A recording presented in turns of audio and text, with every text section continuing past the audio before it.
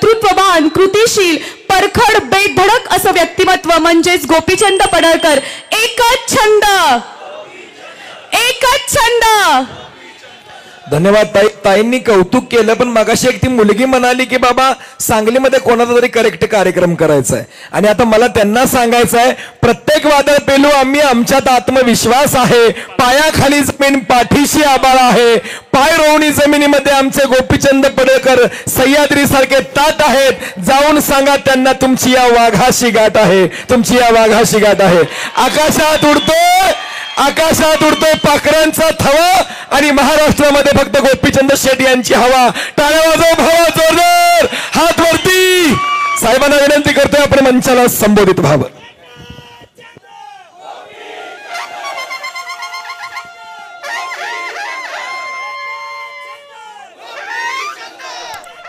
तुतारी वाजते.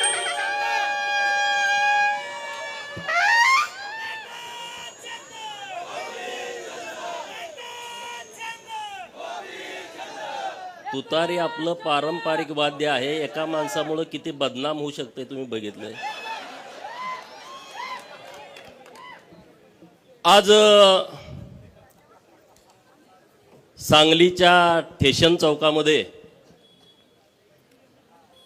या जिल्ह्याचं ज्यांनी नेतृत्व केलं 95 ते 99च्या काळामध्ये, 18 वर्ष महाराष्ट्राच्या विधान परिषदेमध्ये एक अभ्यासू सदस्य म्हणून आणि विधान परिषदेचे विरोधी पक्ष नेते, राज्याचे ग्रामविकास खात्याचे मंत्री म्हणून एक उत्तम प्रशासक, फरडा वक्ता आणि रोखठोक भूमिका मांडण्यामध्ये ज्यांचं महाराष्ट्रभर नाव आहे, असे आपल्या सर्वांचे आदरणीय माननीय अण्णासाहेब डांगे साहेबांच्या प्रमुख उपस्थितीमध्ये सांगली विधानसभा मतदारसंघाचे तिसऱ्यांदा आमदार म्हणून निवडून आलेले सुधीरदादा,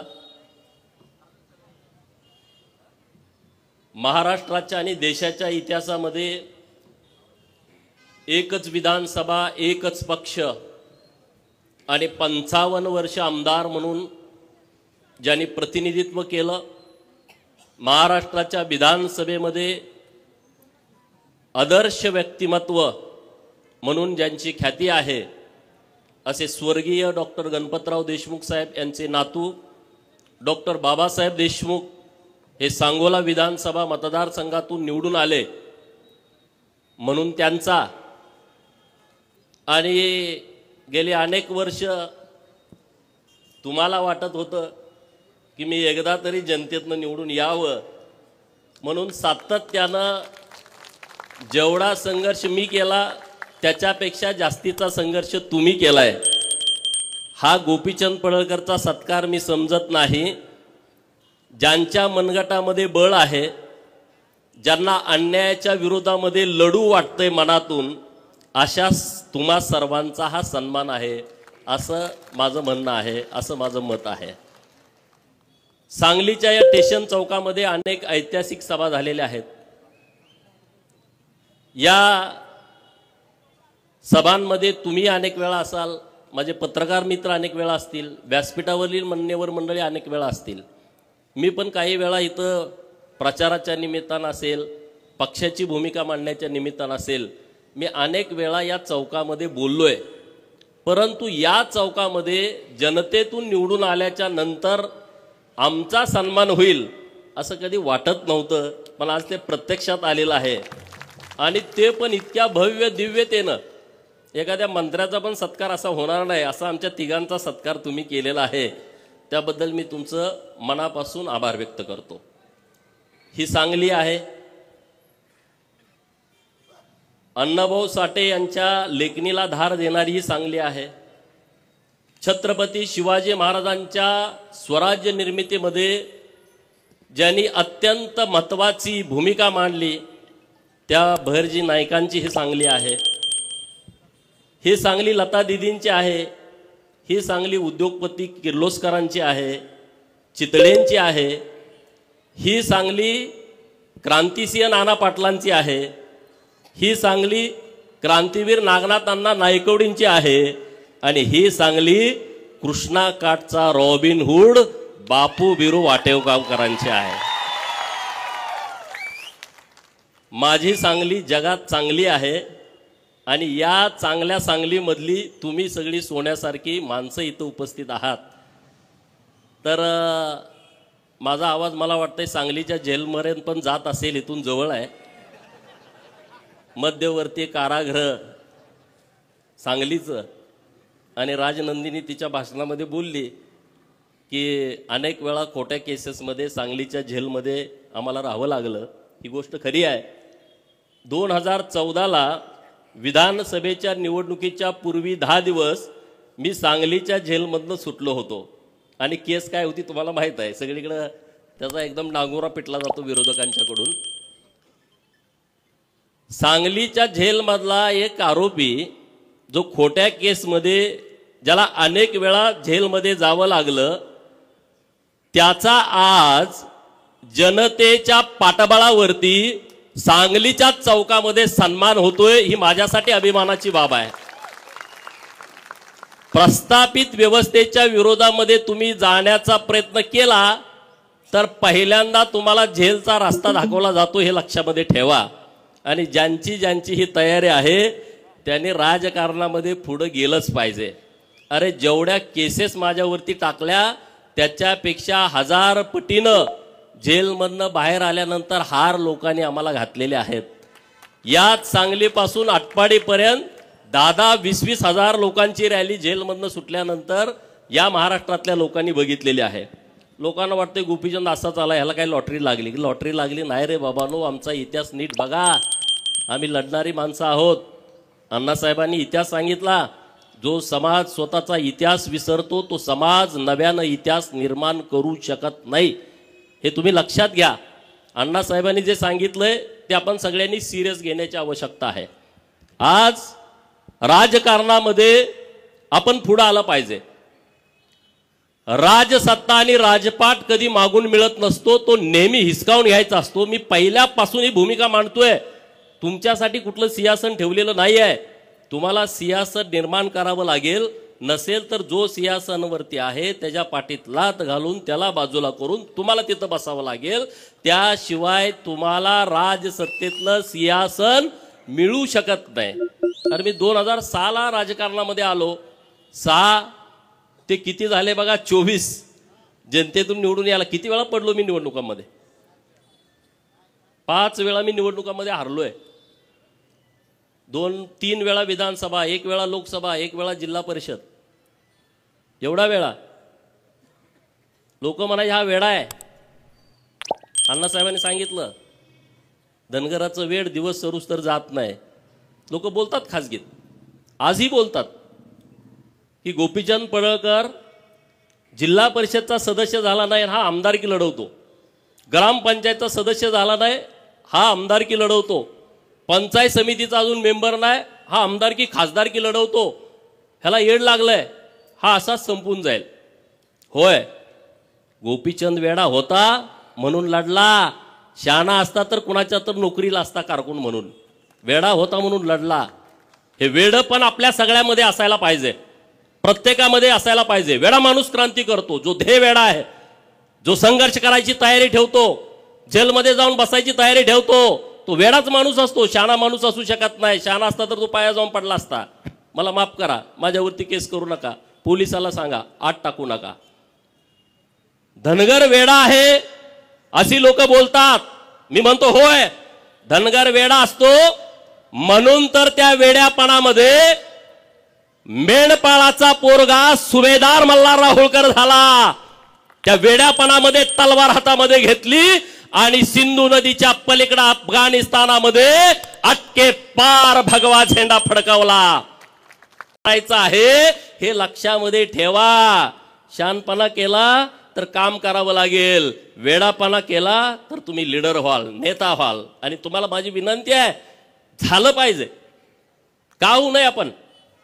जिसकी जितनी संख्या भारी उसकी उतनी भागीदारी या तत्वावरती आम्हाला तिकीट मिळत नाही आणि तिकीट मिळालं तर आम्हाला निवडून येऊ दिलं जात नाही। सगळे एक पाडा याला मग तुम्ही शान व्हावं लागेल, तुम्ही ते हातामध्ये घ्यावं लागेल.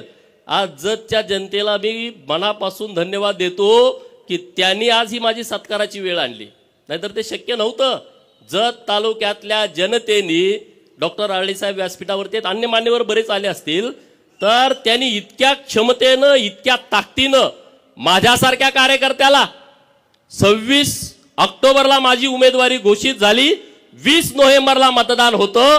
भाजपमधले काही लोक ताकदीनं विरोधामध्ये भूमिका मांडत होते, हा बाहेरचा आहे, हा बाहेरचा आहे, हा परका आहे, भूमिपुत्र नाही आहे.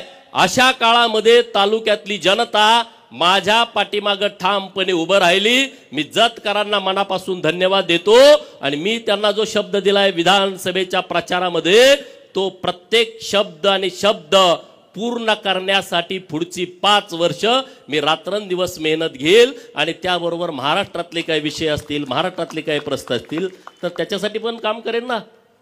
अरे किती आम्ही लढलोय, आमचं कौतुक आम्ही करतोय अशातला भाग नाही. अनेक विषय मी विधान परिषदेचा आमदार झाल्यानंतर सभागृहामध्ये घेतले. सांगलीमधले महानगरपालिकामध्ये बदली कामगार आहेत, मानधनवरती कामगार आहेत, 1200च्या वर आहेत. मला भेटले मंत्रालयामध्ये, पप्पू डोंगरे साहेब होते, सुधीर दादा होते, की बाबा असा असा प्रश्न आहे. आम्ही लावून धरला. त्या लोकांचा प्रश्न ऑर्डर पर्यंत आला, परंतु एक सचिवानं मेक मारून ठेवली, तो आमच्या हिताचा नव्हता. म्हणून आम्ही त्यांना सांगितलं थांबवा, परत आमचं सरकार येणार आहे, आम्ही परत दुरुस्ती करून घेतो. एखाद्याचं प्रामाणिकपणे काम केल्याच्या नंतर लोक जाणीव कशी ठेवतात बघा.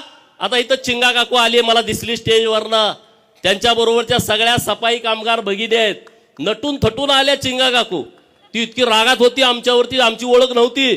सचिवाच्या दालनाच्या बाहेर त्या उभा होत्या आणि त्यांना कुणीतरी सांगितलं की काही लोकांचं हे काम करायला, ते असं एकदम रागात होते आमच्यावर, नुसत्या शिव्या द्यायच्याच बाकी होत्या. मी म्हटलं पप्पू डोंगरे साहेब ह्या काय असं एवढ्या कालवा करतात. ते म्हणले त्यांचं काम होणार नाही असं कुणीतरी सांगितलंय. त्यांनी ट्रेन पकडली, मुंबईमध्ये आले, सचिवाच्या दालनाच्या बाहेर होते. चिंगा काकू आज इथं आलाय तुम्ही, मी तुम्हाला मनापासून धन्यवाद देतो आणि शब्द पण तुम्हाला देतो. सुधीर दादा इथं आहेत, मी आहे, सुरेश भाऊ खाडे, आम्ही तिघं मिळून तुमचं काम आम्ही केल्याशिवाय राहणार नाही. सांगायचं तात्पर्य काय, लोक का जुळत गेली. प्रत्येक विषयावरती आम्ही भूमिका मांडली आहे. प्रत्येक विषयावरती जो माणूस आमच्याकडे आलाय त्या माणसाची भूमिका मांडली आहे.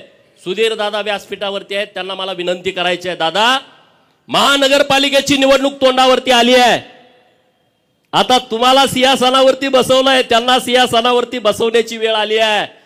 मी तुम्हाला विनंती करतो, या सगळ्या उपेक्षित लोकांना तुम्ही उमेदवारी द्या. ज्यांना उमेदवारी देता येत नसेल त्यांना स्वीकृत करून घेतो म्हणून सांगा. तुम्हाला प्रचाराला जाण्याची गरज पडणार नाही, सगळी लोक तुमच्या बरोबर ताकदीनं येतील. रामोशाच्या पोराला शब्द द्या की तुला स्वीकृत करतो, तू जर निवडून येणार नसेल. लोणाऱ्याच्या पोराला शब्द द्या, इथं गोसाव्याच्या पोराला शब्द द्या, घिसाड्याच्या पोराला शब्द द्या. काय करायला लागत नाही, ही सगळी लोक तुम्हाला ही महानगरपालिका ताब्यामध्ये देतील. चमचे दलालांच्या मागे माणसं राहिलेली नाहीत, चमचे दलालाच्या मागे लोक नाहीत. ही जी गोरगरीब लोक आहेत ना, ती पूर्ण क्षमतेनं तुमच्या बाजूने उभा राहणार आहेत आणि तुमच्या ताब्यामध्ये परत एकदा महानगरपालिका देऊन या सांगली, मिरज आणि कुपवाडचं कल्याण करायचं आहे. त्यासाठी आम्ही तुमच्या बाजूने ठामपणे उभं राहू. तुम्ही आमच्या सगळ्यांच्या पाठीमागं ताकद उभी करा. तुम्ही अगोदर करताच, त्याबद्दल दुमत नाही आहे. अनेक नगरसेवक झालेले आहेत, इथं दिनकर तात्या आहेत, पृथ्वीराज भैया आहेत, सगळे व्यासपीठावर मान्यवर मंडळी आहेत की जे निर्णय प्रक्रियेमध्ये आहेत. तर तुमच्याकडून आमच्या अपेक्षा आहेत, तुम्ही आम्हाला सन्मान द्या, आम्ही तुम्हाला ताकदीनं पाठबळ देण्याची व्यवस्था या सांगली, मिरज, कुपवाडच्या महानगरपालिकेच्या निवडणुकीच्या निमित्तानं करू. त्याबद्दल अजिबात दुमत ठेवू नका.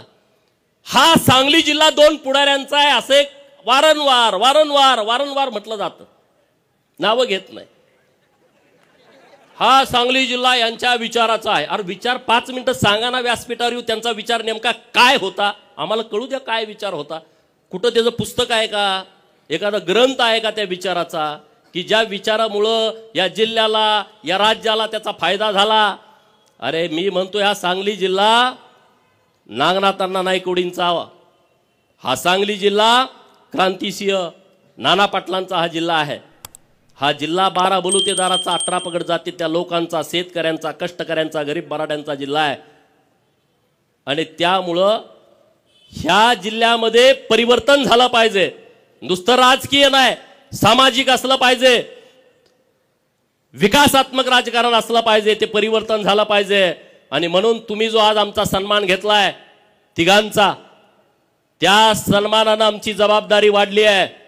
निश्चितपणे तुम्हाला सांगतोय, सांगलीच्या ज्या अपेक्षा आहेत, अरे सांगलीमध्ये कुपवाड MIDC किती वर्षापासून तयार झाली, नवीन काय तिथं झालं का? नाही. मार्केट कमिटीमध्ये व्यापाऱ्यांना जागा नाही, नवीन काय प्रयोग झाला का? अरे ती मार्केट कमिटी भ्रष्टाचारानं अशी बरबटली आहे, जागा घेतली त्यात भ्रष्टाचार. काय तुमचं व्हिजन पाहिजे सांगली मार्केट कमिटीचं? अरे इथल्या व्यापाऱ्यांना जागा नाही, 100-200 एकर जागा घेतली, डेव्हलपमेंट केलं आणि व्यापाऱ्यांना ती उपलब्ध करून दिली. कर्नाटक आपल्या बाजूला आहे, कर्नाटकातून लोक येत आहेत आणि त्या मार्केट कमिटीचा विस्तार केला नाही. कोंबडी कापून खायची ही जी ह्या लोकांची सवय आहे आणि त्याला पाठबळ मिळतंय. कारवाई होणं अपेक्षित होतं, कारवाई झाली नाही. मार्केट कमिटीवरती कारवाई होणं अपेक्षित होतं, जिल्हा मध्यवर्ती बँकेवरती कारवाई होत नाही. कारण हा फिरत असतो नेता, त्यांचा पाया पडत असतो अंधारामध्ये, कळत नाही, मॅनेज होतो, मग कारवाई होत नाही. आज सांगली जिल्ह्यामध्ये शेतकऱ्यांची जिल्हा मध्यवर्ती बँक आहे, जी आर्थिक वाहिनी आहे, या बँकेमध्ये प्रचंड मोठा भ्रष्टाचार झाला. 83ची चौकशी झाली, 88ची चौकशी सुरू आहे. अरे आमची मागणी आहे ही चौकशी पूर्ण होऊन त्यांच्यावरती कारवाई झाली पाहिजे. आज तुम्ही शेतकऱ्यांच्या दारामध्ये जाता 1 लाख कर्ज थकवल्यावरती आणि इकडे 100 कोटी रुपये तुम्ही काढले, बुडवले, तिकडे कोणी जात नाही. आज महाकाली साखर कारखाना, आटपाडीचा मानगंगा साखर कारखाना, अरे सभासदांनी त्यांच्या सौभाग्यवतीच्या गळ्यातलं डोरलं मोडून तुमची सभासदाची फी भरली. आज इतके वर्ष तुम्ही कारखाना चालवला, 200 150 कोटी रुपये तुम्ही कर्जामध्ये घालवला आणि आता तुम्ही परत बँक म्हणते की आता हे RBIचे नियम आहेत, अमुक आहे, तमुक आहे, त्याचा बाऊ करून तुम्ही ते कारखाना विकायला काढणार आणि त्या पुढाऱ्यांच्या घशामध्ये घालणार. माझे पत्रकार मित्र येत आहेत, माझी त्यांना विनंती आहे, हे कारखाने विकायचे आणि घशात घालायचे यांचे डाव आहेत. आणि कारखाना विकल्यानंतर काय होणार आहे? अरे आटपाडीच्या कारखान्याला 250 एकर जमीन आहे, तिथं 5 लाख रुपये गुंठ्याचा भाव आहे. ते कारखाना घेणार आणि त्यातली 200 एकर जमीन विकून टाकणार आणि खाजगी कारखाना करून टाकणार. जे सुतगिरणीचं झालं तोच प्रकार होणार आहे, महाकाली कारखान्याचं तेच होणार आहे. तर बँकेला माझं अपील आहे, सभासदांचा कारखाना हा सभासदाला राहायला पाहिजे. उद्या तुम्ही विकून ती जमीन विकणार आहे, आता तुम्ही जमीन विकून पैसे भरून घ्या आणि तो सभासदांचा कारखाना सभासदाच्या ताब्यामध्ये ठेवा. कशासाठी हे प्रकार करताय? कुणासाठी करताय? अरे हे काय तुमच्या बापजादाची प्रॉपर्टी नाही आहे, हे लोकांची आहे, शेतकऱ्यांची आहे, कष्टकऱ्यांची आहे. त्याच्यावरती तुम्ही डल्ले मारता, त्याच्यावरती तुम्ही अटॅक करता. हे इथून पुढे चालणार नाही. सरकारकडे मी पाठपुरावा करणार आहे आणि सरकारनं जरी पाठीशी घातलं तर सरकार बरोबर सुद्धा या बाबतीमध्ये संघर्ष करायची आमची तयारी असणार आहे. कारण हे सभासदाचे कारखाने आहेत, सभासदाची जमीन आहे. अरे आटपाडीची जमीन तर माझ्या धनगर समाजाची जमीन आहे. काय तुम्ही देता रे? एक तुम्ही गुंठा जमीन देत नाही, 250 एकर जमीन आमच्या बापजाद्यांनी दिली. काय मिळालं आम्हाला? काय त्या कारखान्यामध्ये मिळालं? कामगार म्हणून आणि म्हणे आमच्या बापाचे कारखाने आहेत. महाकाली कारखान्यामध्ये कुणाच्या जमिनी आहेत? या जिल्ह्यातल्या सगळ्या कारखान्याच्या आणि MIDCच्या जमिनी बघा. या 18 पगड जातीच्या, 12 बलुतेदाराच्या, गरीब मराठ्याच्या आणि OBCच्या जमिनी आहेत. कुठल्या पुढाऱ्याच्या रानामध्ये झाला कारखाना? अण्णासाहेबांनी मला एकदा कहाणी सांगितली की त्यांची सुद्धा 400 एकर जमीन एका कारखान्याला गेली आहे. परवा त्यांना भेटायला गेलो तेव्हा सांगितलं. सर्वोदय कारखान्याचं काय झालं? पृथ्वीराज भैया इथं आहेत, संभाजी आप्पा आता हयात नाहीत. आज कष्टाने उभा केलेला कारखाना या बँकेच्या राजकारणामध्ये त्यांनी घशात घातला. आणि म्हणून तुम्हाला माझी विनंती आहे, या बँकेच्या राजकारणामध्ये तुम्ही आला पाहिजे, संस्था स्थापन केल्या पाहिजेत आणि मत कुणाला विकलं नाही पाहिजे या बाडग्यांना. नाहीतर त्याचा काही उपयोग होणार नाही. 2 लाख मिळाले, 3 लाख मिळाले, चालला, त्याचा उपयोग होणार नाही. राजकारणाच्या बाबतीमध्ये मनात चीड असली पाहिजे, ठग असली पाहिजे. लात घालीन तर पाणी काढेल अशी उर्मी प्रत्येकाच्या मनात असली पाहिजे, तर हे घडल. एका दोघा तिघांचं काम नाही आहे. तुम्ही सगळ्यांनी ठरवलं तर हे घडू शकतं. ही क्षमता, ही ताकद ही तुमच्यामध्ये आहे आणि त्या ताकदीनं आपल्याला पुढे जायचं आहे. आज आम्ही जतकरांना आव्हान केलं होतं की तुम्ही आम्हाला जमीन द्या. 1,500 एकर जमीन दिली. पत्रकार मित्रांना माझी विनंती आहे, अरे या जिल्ह्यामध्ये MIDCला 1,500 एकर एका जागेवर जमीन कुठंच जिल्ह्यात मिळू शकत नाही. आज ती जतमध्ये मिळाली आहे. आज आमचे राज्याचे नेते मुख्यमंत्री देवाभाऊ दावोसला गेलेत. 4-5 दिवस ते दावोसला असणार आहेत. 7 लाख कोटीच्या वर इन्व्हेस्टमेंट ते महाराष्ट्राला घेऊन येणार आहेत. आणि मी सकाळी पण त्यांना विनंती केली, मागच्या 4 दिवसात पण देवाभाऊंना भेटलो, की दावोसच्या दौऱ्याला तुम्ही मुख्यमंत्री झाल्यानंतर पहिल्यांदा जाताय, तो दौरा यशस्वी होणार याबद्दल कुणाच्या मनामध्ये शंका नाही. पण दौरा यशस्वी होण्यामध्ये माझ्या सांगली जिल्ह्याला आणि जत तालुक्याला एक मोठा इंटरनॅशनल प्रकल्प तुम्ही आम्हाला दिला पाहिजे, ही मी विनंती त्यांच्याकडे केलेली आहे. आणि होय, त्यांनी शब्द दिलाय की कसल्याही परिस्थितीमध्ये सांगली जिल्ह्याला एक आम्ही प्रकल्प देऊ. अरे मी साधा आमदार आहे. देशमुख साहेबांनी मत व्यक्त केलं की या सांगली जिल्ह्याकडे एक काळ नेतृत्व होतं.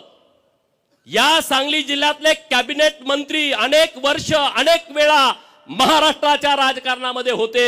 मी टीकात्मक बोलत नाहीये, वस्तुस्थिती मांडतोय. जर या सांगली जिल्ह्यातले एवढे मातबर नेते महाराष्ट्राच्या मंत्रिमंडळामध्ये होते, 1990 पासूनच्या राजकारणामध्ये होते, 90 पासून 2024 ला असा कुठला प्रकल्प त्यांनी आणला की त्याचं नाव त्यांना लोकांना सांगता येईल की ज्या प्रकल्पामध्ये माझ्या सांगली जिल्ह्यातली 10,000 पोरं काम करतायत आणि त्यांना 40-50 हजार रुपयाचं पेमेंट मिळतंय. एक प्रकल्प आहे का? नाही, आणू शकले नाही, कारण ती वृत्ती नाही. वसंतदादा मुख्यमंत्री असताना एकदा बोलले होते, जर जतला कृष्णेचं पाणी दिलं तर आमच्या कारखान्यावरती ऊस तोडायला कोण येणार, हे त्यांचं स्टेटमेंट होतं. हीच भावना प्रस्थापितांची होती. कृष्णा काठच्या सगळ्या पुढाऱ्यांनी जिल्ह्यातल्याच दुष्काळग्रस्त तालुक्यांच्या वरती अन्याय केले. जत असेल, कवटेमंकाळ असेल, तासगावचा काही भाग असेल, खानापूर असेल, आटपाडी असेल, याच लोकांनी अन्याय केला. पण कृष्णामाईंनी अन्याय केला नाही. याच कृष्णामाईचं पाणी आज जतला गेलं, कवटेमंकाळला गेलं, मंगळवेढ्याला गेलं, सांगोल्याला गेलं, खानापूरला गेलं, आटपाडीला गेलं, कडेगावला, पलूसला, तासगावला, मिरजच्या पूर्व भागामध्ये, माणला, खटावला कृष्णामाईंनी दुजाभाव केला नाही. कृष्णामाईंनी अन्याय केला नाही.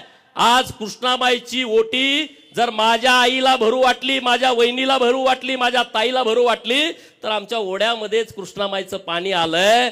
हे कृष्णामाईचे उपकार आज आमच्या दुष्काळी पट्ट्यावरती आहेत. देवाभाऊंचे उपकार आहेत. अरे 2-2 हजार कोटी, 7-7 हजार कोटी, टेंबूला 7,000 कोटी एका वेळेस मिळाले. म्हैसाळला सुधारित म्हैसाळ योजनेला 2,000 कोटी एका वेळेस मिळाले. मंगळवेढा तालुक्यातली 35 गावं दुर्लक्षित होती, काळ्या खुट्ट जमिनी आहेत. आज तिथं धनगर समाजाची संख्या मोठी आहे, कुणी तिकडे बघितलं नाही. देवेंद्र फडणवीस साहेबांनी 1,000 कोटीची योजना मंजूर केली.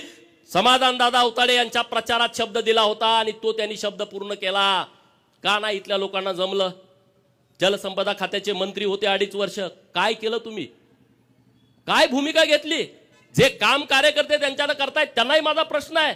नेता दिसायला स्मार्ट आहे, देखणा आहे, बोलतोय, उच्च विद्या विभूषित आहे, तिकडं फॉरेनला जाऊन शिकून आला, पण जिल्ह्याला काय फायदा मिळाला? सांगलीला काय फायदा मिळाला?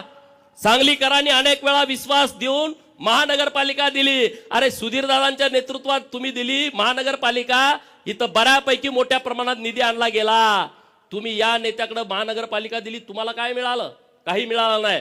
माझी विनंती आहे तुम्हा सगळ्यांना की तुम्ही ताकदीनं सोबत उभा राहावा, सुधीरदादांच्या सोबत उभा राहावा. आम्ही खांद्याला खांदा लावून काम करायला तयार आहोत, कारण सांगली बदलली पाहिजे. अरे मी या सांगलीत कॉलेजला होतो 2000 साली, 11-12वीला.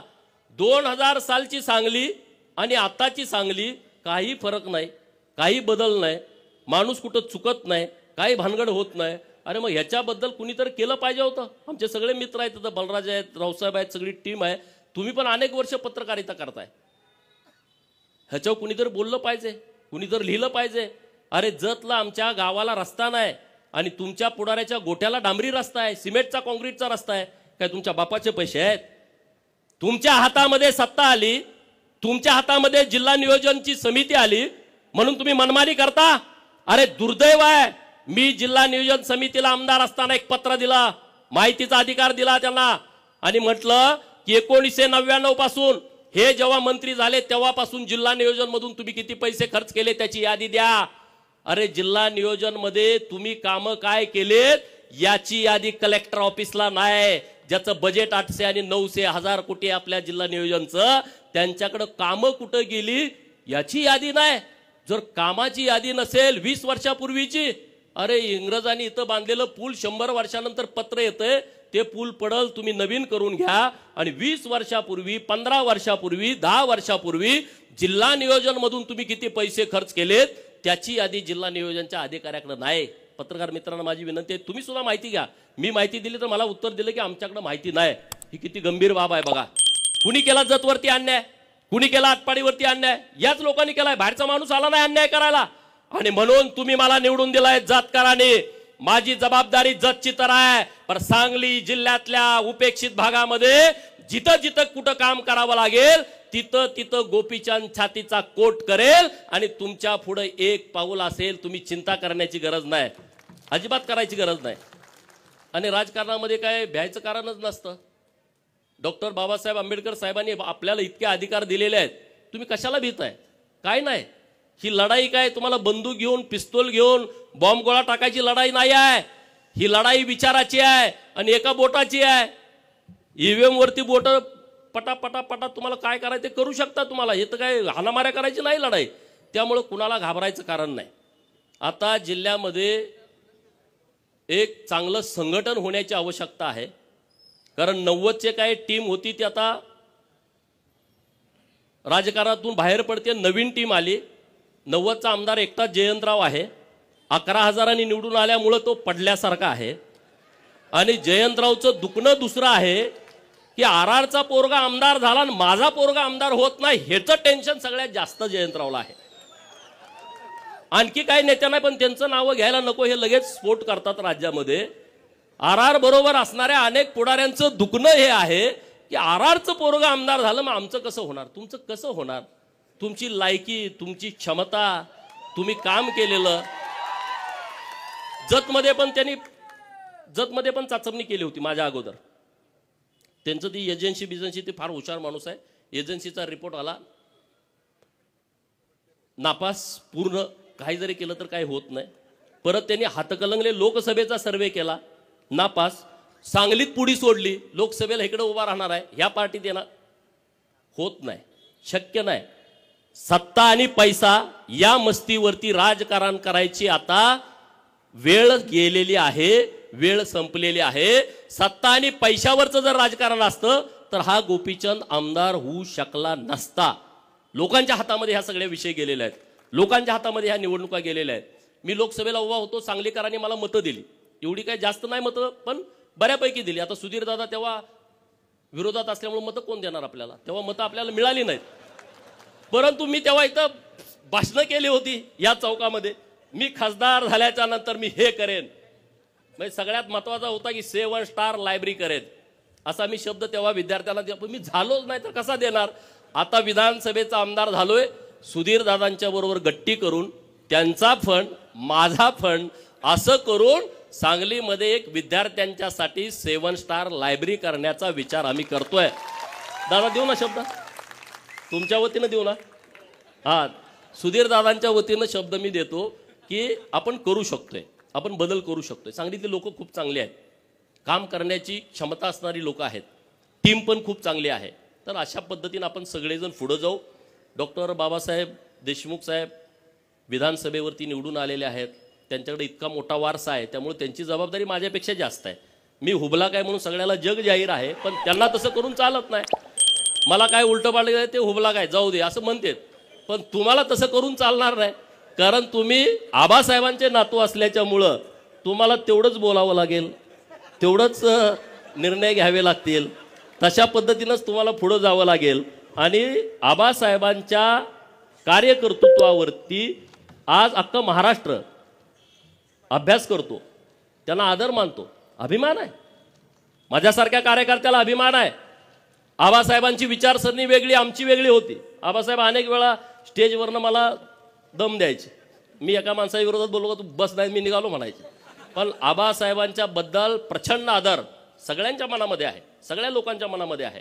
आणि देवेंद्र फडणवीस साहेबांनी सभागृहामध्ये मागणी केली होती की आबासाहेबांचा अर्धा कृती पुतळा हा विधान भवनात बसवायचा, यासाठी तुम्ही आणि मी आता देवाभाऊ आल्याच्या नंतर त्यांना भेटून ती मागणी आपण रेटून धरू आणि विधान भवनामध्ये महाराष्ट्रामध्ये एक आदर्श व्यक्तिमत्व बनून, सरकारनं सांगितलंय, सरकार पण आणि विरोधी पक्ष, तेव्हा आम्ही विरोधी पक्षामध्ये होतो, परंतु सरकारचं दोन्ही बाजून आणि सभापती महोदयांनी तशा सूचना दिल्यात, विधान परिषदेमध्येच ती चर्चा झाली होती आणि तो विषय आपल्याला मार्गी लावून आपल्याला पुढे जाण्याची आवश्यकता आहे.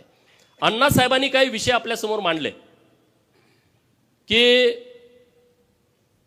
मेंढ्यांची संख्या कमी व्हायला लागली आहे, ही गोष्ट खरी आहे, अडचणी पण आहेत. आता आपल्याला दोन्ही बाजूने चालावं लागेल. आम्ही म्हणलो सरकारनं मेंढ्या द्या, तर काय पोरं म्हणजे तुम्ही आता आम्हाला परत मेंढपाळ करता का? नाही, मतप्रवाह आहेत वेगवेगळे. तर आम्ही दोन्ही बाजूने चाललोय. विद्यार्थ्यांच्यासाठी चांगल्या योजना सरकारच्या माध्यमातून आणलेल्या आहेत. सांगली शहरामध्ये ओबीसीची 2 वसतिगृह, मराठा समाजाची 2 वसतिगृह, एक मुलांचं एक मुलींचं 100 क्षमता असणारी 2 वसतिगृह. वसतिगृह बांधण्यासाठी खूप वेळ लागतोय म्हणून सरकारनं निर्णय घेतला इमारती भाड्यानं घ्यायच्या आणि तिथं वसतिगृह चालू करायचं. महाराष्ट्रामध्ये 54 ठिकाणी आता वसतिगृह चालू आहेत. काही ठिकाणी इमारती मिळाल्या नाहीत, भाड्यानं मिळाल्या नाहीत किंवा त्याचे दर जास्त आहेत मेट्रो सिटीमध्ये, म्हणून ती राहिलेली आहेत. त्याच्या पुढे जाऊन आम्ही सरकारकडे मागणी केली की 100 विद्यार्थी दिले तरी विद्यार्थ्यांची सोय होत नाही, गैरसोय होते. आणि म्हणून सावित्रीबाई फुले स्वाधार नावाची योजना ओबीसींच्या मुलांसाठी आणलेली आहे. प्रत्येक जिल्ह्याला 600 विद्यार्थी जे 12वी नंतरचं व्यावसायिक शिक्षण घेतात त्या मुलांना, तो तालुक्याला राहिला तर 38,000 रुपये, तो क वर्गाच्या महानगरपालिकेच्या ठिकाणी राहिला तर त्याला 43,000 रुपये, तो अमरावती, नाशिक आणि संभाजीनगर अशा ठिकाणी जर राहिला तर त्याला 51,000 रुपये, आणि तो मेट्रो सिटीमध्ये राहिला, मुंबई, नवी मुंबई, पुणे, पिंपरी चिंचवड आणि नागपूर या ठिकाणी जर आपला पोरगा शिकायला गेला तर त्याला 61,000 रुपये सरकार देतंय खोली भाडं आणि खानावळीचं.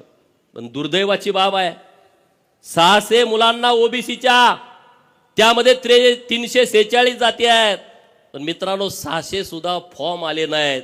हे सगळ्यात मोठं दुर्दैव आहे. आणि 3 वेळा मुदतवाढ दिली, 3 वेळा मुदतवाढ दिली.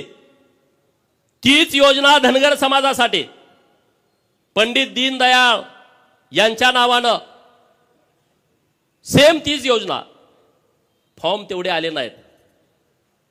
माझी विनंती आहे सगळ्या विद्यार्थ्यांना, अरे तुम्ही एज्युकेटेड आहात, ऑनलाईन फॉर्म करायचे आहेत. मेंढक्यांच्यासाठी एक स्कीम आणली आम्ही सरकारकडून. काय स्कीम आणली? जून, जुलै, ऑगस्ट, सप्टेंबर या 4 महिन्यामध्ये पाऊस पडतोय. फॉरेस्टचे अधिकारी म्हणतात की जंगलामध्ये तेव्हा रोपटी उगवायला चालू होतात, ते संक्रमणाचा बियांचा काळ असतो, मेंढ्यानं तुडवलं तर येत नाही. काय आता ते असतील कोण अधिकारी मला माहित नाही, बुद्धिवान, पण त्याने असा रिपोर्ट दिला की जंगलामध्ये मेंढ्या सोडायच्या नाहीत. आणि मग आम्ही सरकारकडे मागणी केली, जर तुम्ही आमच्या मेंढ्या जंगलामध्ये सोडणार नसाल तर तुम्ही आम्हाला चराई भत्ता द्या, महिन्याला 6,000 रुपये, 4 महिन्याला 24,000 रुपये, आणि स्कीम जाहीर केली. मला अभिमान वाटतो त्या गोष्टीचा, म्हणून मला मेंढक्यांचं कायम कौतुक वाटतं. 1,20,000 मेंढपाळांनी ऑनलाईन फॉर्म भरले, ऑनलाईन 1,20,000. सरकारकडे पैसे 8 कोटी होते. मी म्हणलं असं जुळणार नाही, आता तुम्हाला जेवढे फॉर्म आले तेवढे पैसे द्यावे लागतील. त्यांच्याकडे परत 20 कोटीपर्यंत झाले, त्यांनी 20 कोटी वाटले. मी आता अण्णासाहेबांना शब्द देतो की मी त्यांच्याकडे पाठपुरावा करतो आणि 1,20,000 आता दरवर्षी येणार फॉर्म, त्यांना तुम्ही चराई भत्ता द्यायलाच पाहिजे, दिलाच पाहिजे, त्याशिवाय मेळ बसणार नाही. पोरांच्या अडचणी आहेत हो. मेंढका पोरगा असला त्याला पोरगी मिळत नाही, तो परत मेंढर विकतोय, मुंबईत जातोय, कुठंतरी लोकांमध्ये जागा घेतोय, लग्न केलं का परत गावाला येतोय, परत मेंढ्या घेतोय, परत म्हणते तू कारण मुंबईला होतो ना, आता कसं काय मेंढराकडं. म्हणजे अडचणी खूप आहेत, सुविधा नाहीत. पहिल्यासारखी आता लोकांची मानसिकता नाही आहे. 35-35 किलोमीटर दिवसात चालायचं आणि कुठल्या पण गावात जाऊन राहायचं. स्मशानभूमीजवळ वाडा पडतो, गावाच्या कुठंतरी 3-4 किलोमीटर आतमध्ये वाडा पडतो. कसं करणार लोक?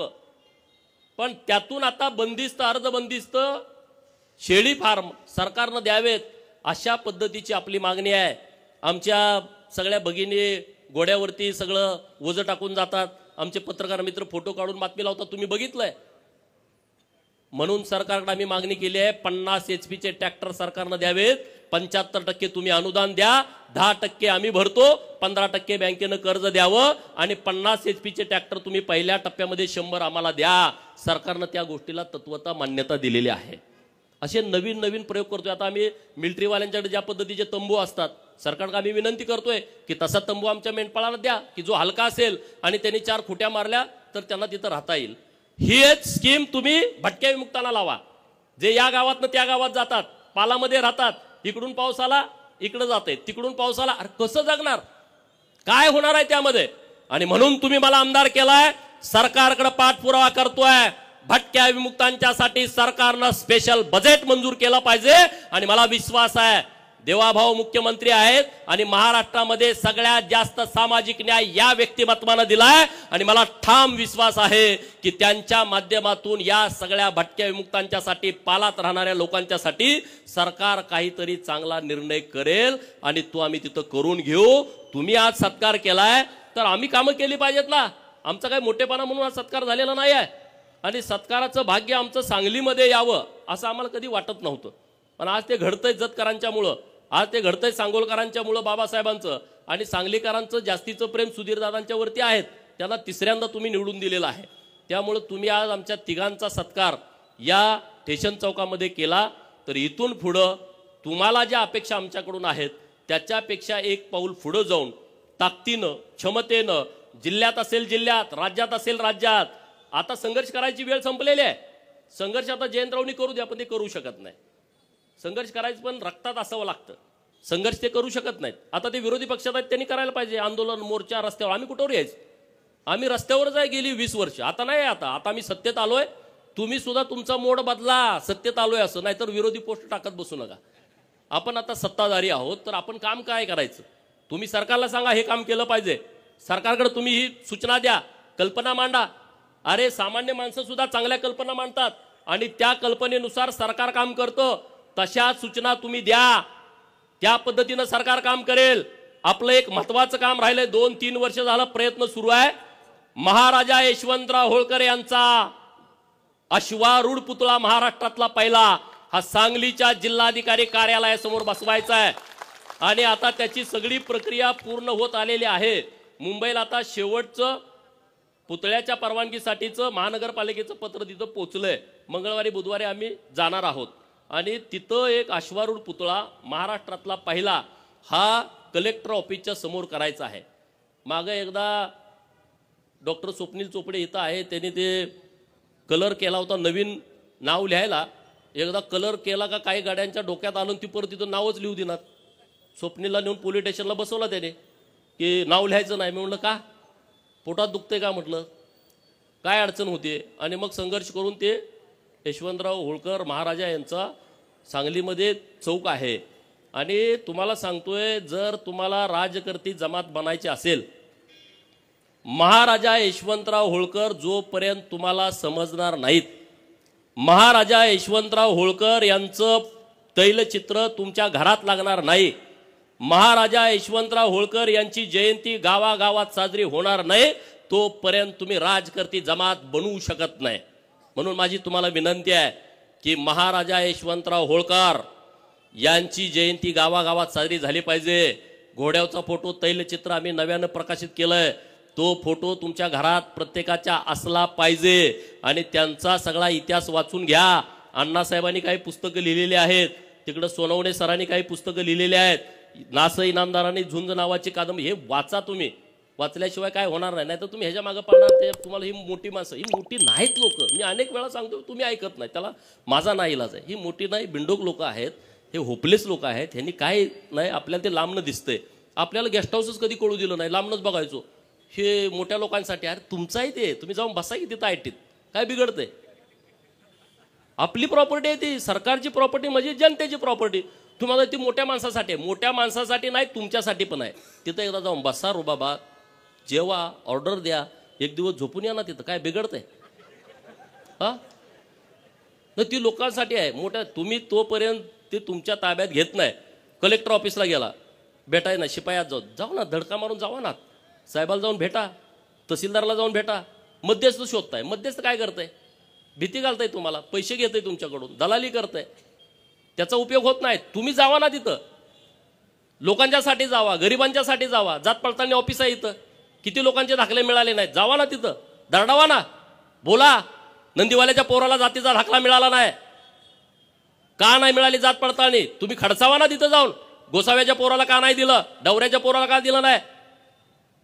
तुम्ही करा ना मोठ्या भावाची भूमिका, नुसतं भाषण करून उपयोग नाही. मोठ्या भावाची भूमिका ही कृतीतून तुमची दिसली पाहिजे, तर तुम्ही पुढे याल, अन्यथा तुम्ही पुढे येणार नाही. एकटा गोपीचंद, एकटा डॉक्टर बाबासाहेब आमदार होऊन तुमचा प्रश्न मिटत नाही. असे शेकडो आणि हजारो गोपीचंद महाराष्ट्रामध्ये तयार व्हावे लागतील, तेव्हा कुठं तुम्ही या प्रवाहात याल, अन्यथा प्रवाहात येणार नाही. आता जिल्हा नियोजनची सदस्याची नेमणूक होईल, कुठं आहे सरकारचं धोरण? पत्रकार मित्रांच्याकडे माझी विनंती आहे, मी पण मागणी करतोय, जिल्हा नियोजन मध्ये सुद्धा रिझर्वेशन आलं पाहिजे. निमंत्रित सदस्यामध्ये सुताराचं, लोहाराचं, कुंभाराचं पोरग जिल्हा नियोजनचा सदस्य म्हणून कलेक्टर ऑफिसला पालकमंत्र्याच्या समोर बसलं पाहिजे. कधी बसणार? ते नाही बसणार, त्याला माहित नाही, त्याला कल्पना नाही. मला तुम्ही आमदार केलाय आणि मी जत मध्ये जाहीर केलंय आमच्या सगळ्या सहकारी मित्रांची परवानगी घेऊन. ज्या शासकीय कमिटी आहेत माझ्या जत विधानसभा मतदारसंघामध्ये, ज्या समाजाला कधीच प्रतिनिधित्व मिळालं नाही, ज्याला कधी उमेदवारी मिळाली नाही, त्या समाजातल्या तरुण पोराला तहसीलदारच्या शेजारी बसायचा अधिकार त्या समितीच्या माध्यमातून आम्ही देणार आहे. कलेक्टर ऑफिसला कलेक्टर साहेबाच्या शेजारी बसून चर्चा करण्याचा अधिकार जर मर्याय गाडेवाल्याच्या पोराला जर मला देता आला, तर त्या आमदारकीचं सार्थक झालं असं मी समजेन. आणि तशी पोरं मी शोधतोय आणि त्यांना इथं आणून बसवणार आहे. डवऱ्याची, गडस्याची, लवाराची, कुंभाराची, सुताराची पोरं, नाभिकाची पोरं, मातंग समाजाची, गरीबाची पोरं, ज्यांना कधी सन्मान मिळाला नाही. कमिट्यावर तर टाका की रे, कमिट्यावर पण तुम्ही टाकत नाही. इकडचा मेहना, तिकडचा पाहुणा, जिल्हा नियोजनवरची यादी काढा. गेल्या 20 वर्षातली कोण आहेत माणसं? एक तर नेता, नेत्याचा चमचा, दुसऱ्याला संधी नाही. आणि म्हणून मी देवाभाऊंच्याकडे मागणी करणार आहे की महाराष्ट्रातल्या जिल्हा नियोजन मध्ये आणि महाराष्ट्रातल्या शासकीय कमिटी आहेत, तिथं तरी आम्हाला संधी द्या. आणि ते देऊ शकतात, हेच काहीतरी परिवर्तन करू शकतात. आणि म्हणून असे नवीन नवीन विषय घेऊन आपल्याला पुढे जायचं आहे, नवीन नवीन विषय घेऊन आपल्याला पुढे काम करायचं आहे. अजिबात चिंता करू नका, अजिबात काळजी करू नका. तुमचा जो विषय असेल तो मला सांगा, दादांना सांगा, बाबासाहेबांना सांगा. दादांना सांगितल्यावर डायरेक्ट जाऊन ते काम करून येतील. आम्ही सभागृहात वाजवून काम करून घेऊ. दादांचं आमच्यापेक्षा जास्तीचं चालतं. दादा सिनियर आहेत आणि सगळ्यात महत्त्वाचे तुम्हाला माहीत आहेत, बॅकबोन आहे दादा, त्यामुळं दादांचं सगळं चालतं. त्यामुळं दादांना आमची विनंती आहे की तुम्ही आमचं नेतृत्व करा, आम्ही तुमच्याबरोबर ठामपणे उभं राहू. आतून बाहेरून कुठलाही दगा फाटका माझ्याकडून होणार नाही, तो आमचा स्वभाव नाही. कारण होळकरांच्या इतिहासाचा एक आपल्याला कौतुकास्पद घ्यायला पाहिजे. होळकरांनी जेवढ्या लढाई केल्या त्या समोरासमोर सांगून. होळकरांचे किल्ले बघा, वापगावचा किल्ला पुणे जिल्ह्यातला गावात आहे. यशवंतराव महाराजा होळकरांचा जन्म झाला, मल्हाररावांनी जे 5 किल्ले बांधले होते त्यातला तो आहे, गावात आहे. महेश्वरी राजधानी पुण्यश्लोक अहिल्यादेवींची एकदम नदीच्या किनारी आहे. एकदम समोरासमोर लढणारे भिडणारे हे मल्हारराव आहेत. आणि त्यामुळं ज्यांना आम्ही लढाय त्यांना समोरच लढतो, अजिबात चिंता नाही. आणि त्यामुळं दादांसारखं ज्येष्ठ नेतृत्व आपल्या सांगली जिल्ह्यामध्ये आहे. त्यांच्या नेतृत्वामध्ये आपण सांगली शहरामध्ये, ग्रामीणमध्ये ते जास्त फिरत नाहीत, पण सांगली शहरामध्ये आम्ही पूर्ण क्षमतेनं त्यांच्यासोबत राहू. एवढंच या निमित्तानं बोलतो. फळ मार्केटमधली लोक असतील, हमाली करणारी सगळी मंडळी असतील, आणि तुम्ही सगळे, तुमचं माझ्यावरती खूप उपकार आहेत. भाषणात सांगण्यासाठी नाही आहे, तुम्ही म्हणणार हे भाषणात सांगतोय. माझ्याकडे जेव्हा गाडीला तेलाला पैसे नसायचे तेव्हा तुम्ही त्या गाडीत तेल टाकण्याचं काम केलं आहे. माझ्या सगळ्या निवडणुका ह्या तुमच्या वर्गणीवरती झालेल्या आहेत. त्यामुळं माझ्यासारख्या कार्यकर्त्याला त्याची प्रचंड जाणीव आहे. अरे आम्ही सामान्य आहोत. तुम्ही आज एवढा सांगलीमध्ये दिमागदार एवढा सोहळा केला गडदेतात त्यांच्या नेतृत्वामध्ये, शक्य नाही आहे. महाराष्ट्रातल्या कुठल्या आमदाराच्या नशिबी असं येईल, पैसे लावून कुणी करेल हो, पण तुम्ही उत्स्फूर्त केलाय. हे तुमचं प्रेम आमच्यावरती कायम राहू द्या. या प्रेमाची पोच पावती आम्ही कामातून तुम्हाला देऊ. गडदे तात्या आणि सगळे सिनियर लोक आहेत व्यासपीठावर. आता एकाच नाव घेतलं तर अनेकांची लोक राहतील. आता आपले सांगलीचा आदर्श महाराष्ट्रातल्या सगळ्या महानगरपालिका क्षेत्रामध्ये राहणाऱ्या उपेक्षित वंचित लोकांनी घेतला पाहिजे, असा आदर्श घालून देणारी सगळी मंडळी व्यासपीठावरती आहेत. आणि त्यामुळं तुम्ही जो आमचा मान सन्मान केलाय, सत्कार केलाय आणि अण्णासाहेबांच्या उपस्थित केलाय आणि अण्णासाहेबांनी इतकं चांगलं आम्हाला आज मार्गदर्शन केलेलं आहे, कुठलाही फटका न मारता त्यांनी आम्हाला व्यवस्थितपणे आशीर्वाद दिलेले आहेत. त्याबद्दल अण्णासाहेबांचं मी मनापासून आभार व्यक्त करतो. अण्णासाहेबांचं फार मोठं योगदान आहे. चौंडी हे अण्णासाहेबांमुळे महाराष्ट्राला कळालं. नंतर जानकर साहेबांनी त्याचं पूर्ण महाराष्ट्रातल्या लोकांच्यापर्यंत नेलं. चौंडीला तुम्ही गेलं पाहिजे. 31 मेला जयंती आहे पुण्यश्लोक अहिल्या देवींची आणि 300वी जयंती आहे. यावर्षी सरकारनं 75 कोटी रुपये बाजूला काढून ठेवलेत अहिल्या देवींच्या जयंतीला. मुख्यमंत्री महोदयांना मी परवा पत्र दिलंय की पुण्यश्लोक अहिल्या देवींची जयंती सरकारनं कशी साजरी करायची त्याची तुम्ही बैठक बोलवा, अण्णासाहेबांना बोलवा, आमच्या सगळ्या लोकप्रतिनिधींना बोलवा आणि तुम्ही पुढच्या 2 महिन्याचा आराखडा करा. ठीक आहे, 1 दिवसाची पुण्यतिथी होणार नाही तर 2 महिन्याचा कार्यक्रम होईल. देवाभाऊंनी त्याला मान्यता दिलेली आहे. त्यामुळं हा जयंतीचा कार्यक्रम तुम्ही गावागावामध्ये करा. अरे अहिल्यादेवींचं खूप मोठं काम आहे.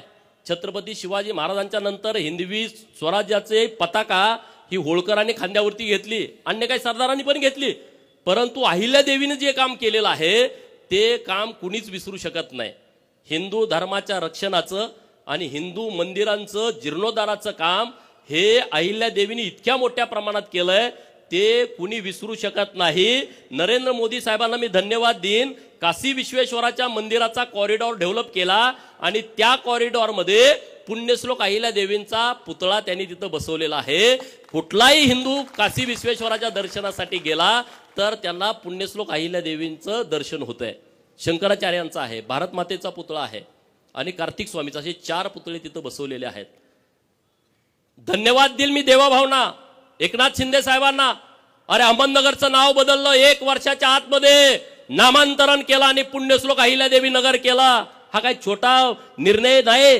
तुम्हाला त्याचं काही देणं घेणं नसल्यामुळे तुम्हाला त्याचं काही वाटत नाही. अरे डॉक्टर बाबासाहेब आंबेडकरांचं तेव्हाचं औरंगाबाद आणि आताचं संभाजीनगर त्या विद्यापीठाला नाव देण्याच्या बद्दल किती मोठा संघर्ष झालाय. आपल्या जिल्ह्यातले रामदास आठवले साहेब आहेत, त्यांनी किती मोठा संघर्ष केला होता बघा. वाचा, घरं जाळली, अत्याचार झाले, बलात्कार झाले, मर्डर झाले, तेव्हा विद्यापीठाचं नाव बदललं. सोलापूर विद्यापीठाचं नाव बदललं. तुम्हाला त्याचं सोयरसुतक नाही, तुम्हाला त्याचं देणं घेणं नाही. नुसत्या पुढाऱ्यांना शिव्या, ह्यांनी काय केलं, त्यांनी काय केलं. अरे तुम्ही काहीतरी करा ना, तुम्ही या ना, तुम्ही बोला, भूमिका मांडा. आता सोलापूर विद्यापीठाच्या प्रांगणामध्ये पुण्यश्लोक अहिल्या देवींचं स्मारक तयार झालंय आणि आम्ही आता नरेंद्र मोदी साहेबांना विनंती करतोय देवाभाऊंच्या माध्यमातून की त्या स्मारकाचं उद्घाटन करण्यासाठी स्वतः नरेंद्र मोदी साहेबांनी यावं सोलापूरला. जर तो निर्णय झाला तर तुम्ही सगळे या, वेळ द्या. इकडं अमावस्याला गेलो, तिकडं पौर्णिमेला जावा, पण एकदा जावा की दर अमावस्याला कशाला जात आहे. हा, बोकडं कापली 21, बोकडं कापली 20, 15, एक कापा की. आपलं देव मानतोय ना, काय आपल्या विरोधात आहे बिरोबा. हा, मसोबाला बोकाड कापलं, एक कापा ना, बारकं कापा. 8 किलोचं, 7 किलोचं, 50-50 किलोची बकरी, 50-50 किलोची बोकडं बंद करा ना. इकडं या, राजे व्हा. मंत्रालय अजून आम्हाला कुणी दाखवलं नाही. मुख्यमंत्री कुठं बसतात आम्हाला माहित नाही. 2 नंबरचा समाज. आपली ही अवस्था असेल तर गावात राहणाऱ्या छोट्या मायनर समाजाची काय अवस्था असेल विचार करा ना, काय अवस्था असेल. म्हणून जरा परिपक्व व्हा. सोलापूरच्या अहिल्यादेवी विद्यापीठामध्ये स्मारकाचं लोकार्पण आहे, तिथं तुम्ही या. अण्णासाहेबांनी त्यांच्या नेतृत्वामध्ये अहिल्यादेवींचा वाडा तयार केलाय. 50-60 कोटी रुपये खर्च करून एकदा जावा, दर्शन घ्या. एकदा आपल्या कुलस्वामीला गेलं, एकदा चौंडीला गेलं पाहिजे. अरे चौंडीमध्ये प्रचंड ताकद आहे, तिथली माती ऊर्जा आहे.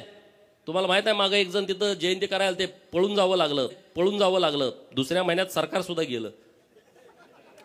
नाही, शक्ती आहे. कुणाला पटो अगर कुणाला न पटो, ही ताकद आहे तिथं चौंडीमध्ये. आणि तुम्ही जात नाही, तुम्हाला माहिती नाही. लग्न झाल्यानंतर नवरा बायकोला खंडोबाला गेले, मकोबाईला गेले, बिरोबाला गेले, चौंडीला जाऊन या म्हणून सांगा ना. तुम्ही पांडा पाडा ना, जावा. लग्नामध्ये कोट घालताय, बूट घालताय, एकदा फेटा बांधा, घोंगडं टाका. काय लग्न मोडते काय नवरी. करा ना. आता माझं झालं नाही तर मी केलं असतं तसं. तुम्ही करा ना तसं. मला अभिमान वाटतो. मी जेव्हा आमदार झालो तेव्हा मी डोक्याला पिवळा फेटा आणि खांद्यावरती घुंगडं टाकून मी शपथ घेतली. अरे महाराष्ट्रातल्या धनगरांचे नाही, देशातल्या धनगरांचे मला फोन आले आणि तिथली लोक त्यांना विचारायला लागली. कर्नाटकच्या एका मंत्र्यांचा मला फोन आला, त्यांना नीट हिंदी पण बोलता येत नव्हतं. ते म्हणले, आमची लोक मला म्हणायला लागली, तुम्ही का नाही असं बांधलं, तुम्ही 4 वेळा मंत्री झाला, तुम्ही असं का नाही केलं की तुम्ही 6 वेळा आमदार झाला. करा ना तुम्ही जे करता ते लोक करतात. हे सगळं चालूच आहे रे. आपल्याला एक वेगळं पण आहे, हे कुणाला नाही आहे. ज्याच्या डोक्यावर पिवळा फेटान खांद्यावरती घोंगडा आहे, तुमची ओळख सांगायची गरज नाही. हे तुम्ही करा. ढोल वाजवले आता येताना, लाज बाळगू नका, शिका ना. मी वाजवतो, तुम्ही वाजवा. गजी ढोल शिकायला पाहिजे आपलं. अरे आपलं एक वेगळेपण आहे, आपली एक संस्कृती आहे, ती आपण जपली पाहिजे. त्याच्यासाठी लाजलं नाही पाहिजे. मी जेव्हा मुंबईमध्ये जायचो तेव्हा तिथले अधिकारी हळू बोलायचे, इकडं तिकडं बघून मला भेटायचे. मी इकडचं आहे, मी तिकडचं आहे, वेगळं सांगायचं. जातीचा विषय येतोच हो, कुणी जरी नाकारला तरी. जात चिकटलेली आहे. किती जरी पुरोगामी महाराष्ट्र म्हटलं तर तसं काही नाही आहे. हे सगळं थोतांड आहे. तुम्ही एसटीत जरी बसला, शेजारचा माणूस तुम्हाला विचारतो तुमचं गाव कुठलं, तुमचं नाव काय. आडनावावरनं जर त्याला जात कळली नाही, तुमच्या पाहुण्याचं आडनाव काय, पाहुण्याचं गाव कुठलं, त्याच्यावरून त्याला जात कळली नाही तर 10 मिनिटांनी म्हणतोय तुमची जात कुठली हो. एसटीत बसलेलं, त्याचा काही संबंध नाही, त्याचं काही देणं घेणं नाही, तुमची त्याची ओळख नाही, तरी ते विचारताय, जातीवरती येतंय. अरे मग जर आपल्याला असं वैभव मिळालं असेल तर तुम्ही ते जपलं पाहिजे, ते टिकवलं पाहिजे. गोपीचंद तुम्हाला वाटला हे नालायक आहे, मला सोडून द्यावं, पण दुसरा विषय घेऊन तुम्ही पुढे या ना. सगळेच माझ्याबरोबर असे नाहीत, 5-2% माझे सुद्धा एकदम चिंध्या करणारी लोक आहेत, मला माहीत आहे. पण मी काय तुमच्यावर रागाला आलोय का? मी रागाला पण येणार नाही. माझा विषय पूर्णपणे वेगळा आहे, माझे वैचारिक शत्रू पूर्णपणे वेगळे आहेत आणि त्यामुळं तशा पद्धतीनं मी पुढे जातोय. कुणी जरी मला थांबवण्याचा प्रयत्न केला, मी थांबणारा माणूस नाही. कारण मी थांबत नाही, कारण तुम्ही सगळे माझ्या सोबत आहात. एक बच्चनजींची कविता आहे, ती मी तुम्हाला वाचून दाखवणार आहे. मैं पत्थर पर लिखी इबारत हूं, मैं पत्थर पर लिखी इबारत हूं, शीशे से कब तक तोड़ोगे. मैं पत्थर पर लिखी इबारत हूं, शीशे से कब तक तोड़ोगे. मिटने वाला मैं नाम नहीं, मिटने वाला मैं नाम नहीं, तुम मुझको कब तक रोकोगे, तुम मुझको कब तक रोकोगे. मैं सागर से भी गहरा हूं, मैं सागर से भी गहरा हूं, तुम कितने कक्कड़ फेंकोगे. मैं सागर से भी गहरा हूं, तुम कितने कक्कड़ फेंकोगे. चून चुन कर आगे बढ़ूंगा मैं, चून चुन कर आगे बढ़ूंगा मैं, तुम मुझको कब तक रोकोगे. तुम हालातों की भट्टी में, तुम हालातों की भट्टी में जब जब मुझको झोंकोगे, तुम हालातों की भट्टी में जब जब मुझको झोंकोगे, तब तपकर सोना बनूंगा, तब तपकर सोना बनूंगा, तुम मुझको कब तक रोकोगे. अनेक वेळा संघर्षाच्या भट्टीमध्ये तुम्ही आम्हाला ढकललंय, आम्ही तावून सुलाकून निघालोय. आणि तुम्हाला पण मी सांगतो, संघर्षाच्या भट्टीमध्ये जो सन्मान असतो ना, तो जगात कुठंच नसतो, तो जगात कुठंच नसतो. विश्वकर्मा नावाची योजना आली 12 बलुतेदारांसाठी. कुणाला माहित होतं का 12 बलुतेदार? 18 बलुतेदाराचा कुणी विषय या देशात घेतला होता का? नाही. सरकारची योजना आहे. सांगलीमध्ये जे रस्त्यावरती बसलेत ना लोक, त्यांना त्याच दिवशी 10,000 कर्ज द्यायचं आहे. बँकेत गेल्यावर आधार कार्ड दिल्यावर किती 10,000, ते फेडलं का 20,000, ते फेडलं का 30,000, ते फेडलं का 40,000. केंद्रानं ही योजना आणली, आपल्याला माहित पण नाही. तुमच्या गावात कोण असेल मोठ्या शहरामध्ये, त्यांच्यासाठी ही योजना आहे. आपल्या सरकारनं तर खूप योजना केलेत, खूप महामंडळ केली. आज रामोशी समाजाचं महामंडळ केलंय, लिंगायत समाजाचं महामंडळ केलं, वडार समाजाचं महामंडळ केलं, लोहार समाजाचं महामंडळ केलं, नाभिक समाजाचं महामंडळ केलंय, काशीबा गुरव समाजाचं महामंडळ, छोटा समाज आहे, महामंडळ केलं. अरे आज त्यांचा उपाध्यक्ष होईल, त्याला सुद्धा केला वाटतंय. त्यामुळे तुम्ही चिंता करू नका, तुम्ही आमच्या पाठीमागं ताकदीनं, तुम्हाला तो अधिकार आहे, पण प्रेमामध्ये कमी करू नका, एवढी तुम्हाला माझी हात जोडून विनंती आहे. अण्णासाहेबांनी जी जबाबदारी माझ्याकडे दिलेली आहे, मी अण्णासाहेबांना शब्द देतो की या जबाबदारीसाठी जीवाचं मी रान करेन. समाजाच्या प्रश्नासाठी, बहुजनांच्या प्रश्नासाठी, उपेक्षितांच्या प्रश्नासाठी, शेतकरी कष्टकऱ्यांच्या प्रश्नासाठी सभागृहामध्ये मी ही आमदारकी पणाला लावेल. त्याबद्दल तुम्ही अजिबात दुमत करू नका आणि पूर्ण क्षमतेने आपल्याला पुढे जायचं आहे. बदल हा नेहमी होतो. एक वेळ तुम्ही सुद्धा राजकर्ती जमात बनणार आहे सगळी लोक. मी नुसतं धनगर समाजासाठी बोलत नाही. अरे उकिरड्याचा पांग फिटतो. आपल्या घरात आई म्हणते की नाही, उकिरड्यांचा सुद्धा पांग फिटतो. अरे आपण तर अशी धडधाकट सगळी मंडळी आहोत, आपला सुद्धा पांग फिटेल. आमच्या चिंगा काकूचा सुद्धा पांग फिटणार आहे पुढच्या महिन्यामध्ये, फिटणार आहे. काही चिंता करू नका. आणि त्यामुळे इतक्या मोठ्या संख्येनं तुम्ही आला, उपस्थित राहिला, त्याबद्दल मी तुमचं सगळ्यांचं मनपूर्वक आभार मानतो. ज्या सगळ्या लोकांनी यामध्ये काम केलंय सगळ्याची नावं घेता आली नसतील, परंतु तुम्ही पूर्ण ताकदीनं इतका भव्य दिव्य देखणा कार्यक्रम घेतला, अख्ख्या सांगलीमध्ये सगळं वातावरण तयार केलंय, त्याबद्दलही तुम्हाला धन्यवाद देतो आणि थांबतो.